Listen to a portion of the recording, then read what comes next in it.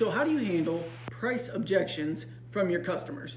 What's poppin', everybody? Michael Alder here from CarpetExpertBlueprint.com. And in this video, I want to share with you, all you solopreneurs out there getting your side hustle on, running your businesses as 1, 2-man, 3-man teams, how you're going to handle price objections from your clients, because they will come up. So first things first, if you're not already selling your own jobs, you're relying on designers, general contractors, and stores, start considering selling your own jobs. It will fully benefit you, your lifestyle, your family, and you can take baby steps into this. I have countless videos on this, and I'll create plenty more so you can get in the game and really generate the income you deserve.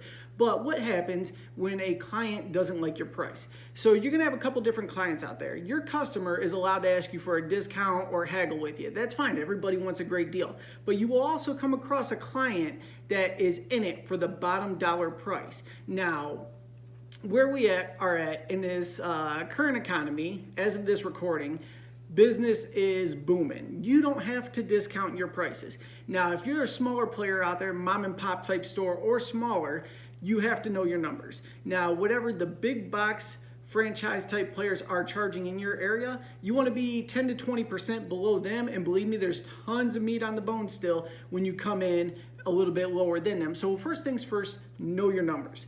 And that way you could justify your pricing when you're presenting it to your customer. And actually, I had a customer reach out to me today, pre-holiday. We set up for the install, and last minute she pulled the plug on us, said she was just gonna wait it out, and no big deal, that's fine, especially around the holidays, people overspend, they gotta watch their money, they're not ready to do this. So she reached out today, and I couldn't remember what the estimate was, and she decided that we're gonna move the furniture, or she's gonna move the furniture, she's gonna tear out the old carpet, have the room empty and ready to go, and she wanted the discounted price of blank. Now, I know my numbers are aggressive, I know I don't have to discount my numbers, but I said, well, hey, when I get home, I'll pull up the print and see what I could do. Now, when I got home, I reviewed the numbers, and it was actually only $50 off from that point, which isn't a big deal, but it was a small job. Any of you out there in the carpet business, it's only 35 yards. Not a ton of money to be made anyway, and there's seams in the room, so it's not like an in and out drop. So I just replied with, hey, if you have everything out, empty, ready to go, the price is gonna be $450. She agreed right on the spot. No problems, everything was cool. But what if she said, I really can't do that? You have two choices then. You could either discount your labor, which if you're hungry, you don't have money, and you need to take anything you can, go ahead and discount and get the money. But if you establish yourself, you have business in the pipeline always, you don't need to discount yourself. So it depends on where you are in your business and how you're gonna handle these objections. On bigger jobs, it makes your customer feel good if you throw them a bone. So on a small job like this, I couldn't cut my rates there for the work I had to do and running and getting the material, and the customer agreed to that, everything was good. Now on a bigger job, let's say a $3,000, $4,000, $5,000 job, and they come off, let's say it's a job for $5,000 and they wanna know if we could do it for $4,200. If you come down to like 48, and at a $5,000 job in the carpet game, there's plenty of room to come off 200 bucks.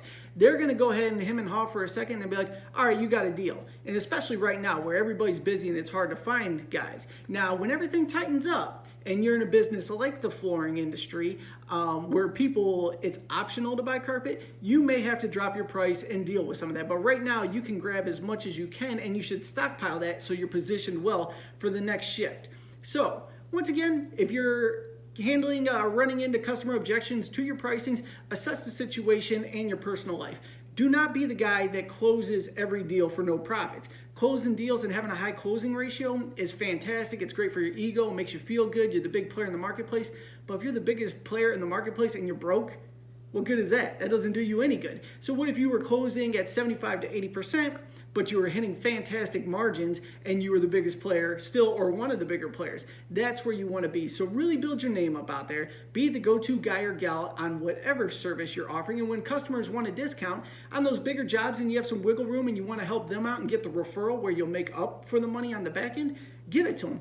But where the jobs are so tiny that there's very minimal money being made for your time anyway, you could either just pass those jobs on if you're positioned properly, stick to your guns, or like I said, if you're starving, you got to take it and push forward. Don't be a starving individual in a thriving economy. Get out there, print your cards, get them in people's hands, and hustle your heart out there. Go ahead, tap that subscribe button if you want more information on this, and comment below. I will create a video answering your question for you. Thank you so much for tuning in. I'll see you on the next video.